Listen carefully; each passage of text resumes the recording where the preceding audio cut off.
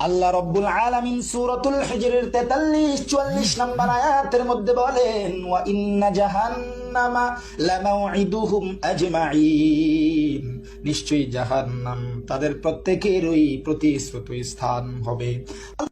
এ বন্ধু, হাফিজুরের দালালি ছাড়ো। আল্লাহ তাআলা এত নাজ নেয়ামত দান করছে, এত সুন্দর কণ্ঠ দান করছে, কারো দালালি করার জন্য না, একমাত্র জন্য বলি, কারো দালালি করার দরকার নাই, কারো সুর নকল করার দরকার নাই।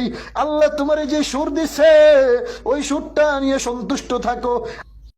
এরে, তুই যে আমারে নসিহত করলি, তোর গলায় তো হাফিজুরের আওয়াজ শোনা যায়। তুইও তো হাফিজুরের দালালি কইরা কইরা আরেকজন রে নসিহত দেস। না না, আরেকজনের দালালি কইরা কইরা অন্য জন রে নসিহত দিস না। ভালো হয়ে যাও।